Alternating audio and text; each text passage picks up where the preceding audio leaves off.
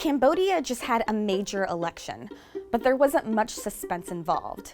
The outcome, as expected, was declared a win for authoritarian Prime Minister Hun Sen, who has been in power for over 33 years. This was the sixth general election since the UN sponsored the country's free and fair vote in 1993. But some analysts say that the more elections that have been held, the more authoritarian the country has become. Journalists and human rights groups say Cambodia is sliding into a full-fledged dictatorship. And we spoke to an expert on authoritarian regimes and democratization in Southeast Asia, who says the country is already there. Hi guys, I'm Versha. This is NowThis World, and on this episode, we're exploring the question, how did Cambodia get here? Before we look at the latest elections, we need to understand who Hun Sen is.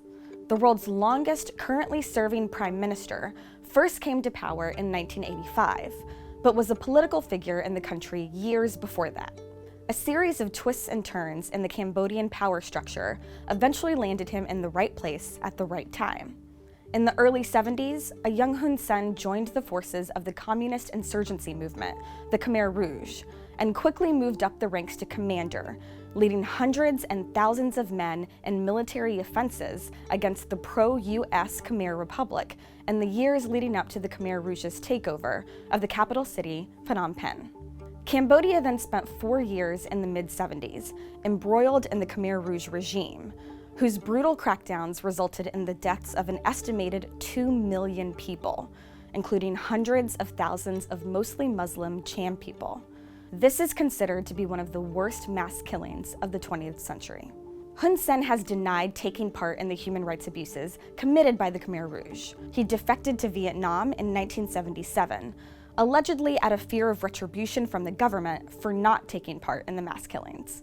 Vietnam invaded Cambodia 2 years later, overthrew the Khmer Rouge regime, and instituted a new government, the People's Republic of Kampuchea, or PRK.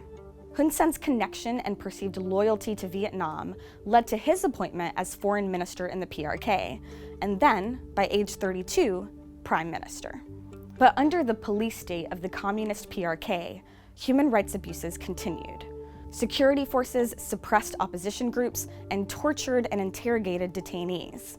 Lee Morgenbesser, whose research examines flawed elections and dictators in Southeast Asia, broke it down for us. So you had 4 warring factions, you had outbreak of disease, poverty, starvation, sort of a lot of very terrible conditions. Eventually, the international community stepped in to oversee a peace agreement with the goal of setting Cambodia on a path to democracy. This led to the 1993 so-called free and fair elections. Those elections didn't turn out so well for Hun Sen. His party, the Cambodian People's Party, or CPP, didn't win the majority of seats, but he refused to accept the result and forced a negotiation with the Hun Sen Pek Party to become second prime minister. In 1997, he orchestrated a coup to consolidate power and has single-handedly ruled as PM ever since. His official title in Khmer translates to Princely Exalted Supreme Great Commander of Gloriously Victorious Troops. And starting in 2016, all media were ordered to use this full title. As it stands, Transparency International ranks Cambodia the 3rd most corrupt country in Asia. But how could a country with constitution-mandated general elections every 5 years be so corrupt?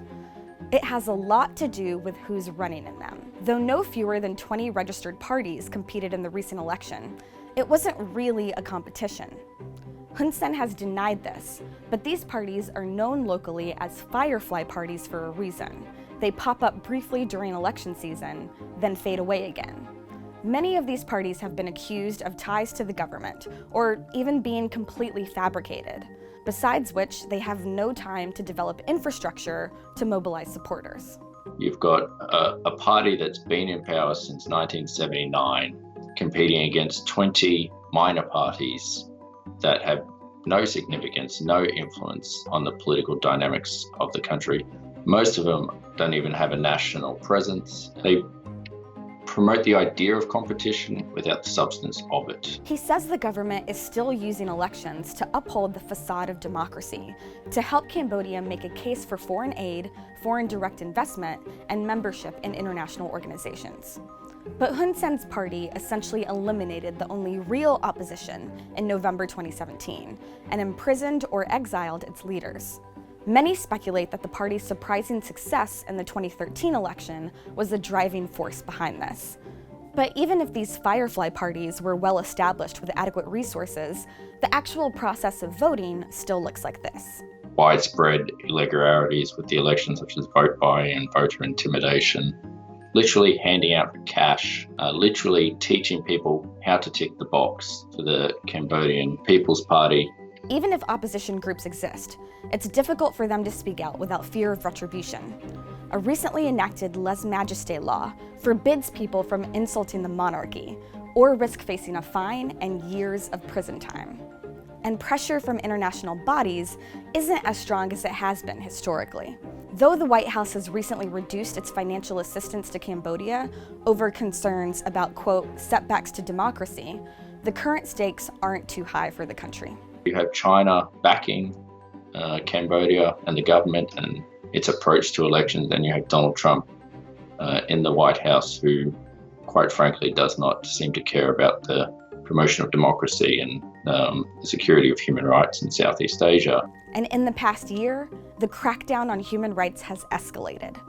In addition to eliminating the major opposition party, major independent newspapers have been forced to close in order to silence critical reporting.